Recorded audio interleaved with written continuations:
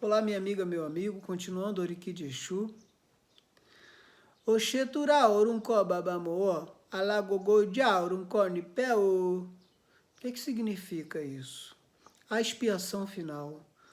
Os homens já estavam corrompidos e precisavam se repactuar. Então lembra que um pássaro Exu Odara adentrou violentamente pela janela, ou seja, vindo para cá, para o Aê, e formando o Ibá, a cabaça da existência.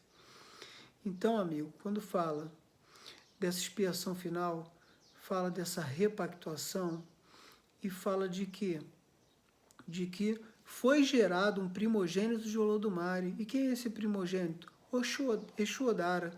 E daí dessa repactuação foi se consolidada e onde nasceu realmente os 16 caminhos de Odus, os 16 caminhos aonde hoje, através do Meridilogum, do jogo de búzios, como se fala no popular, o homem pode, através dessa repactuação entre criatura e criador, entre o homem e o Olodumare, conversar através ali do Meridilogum.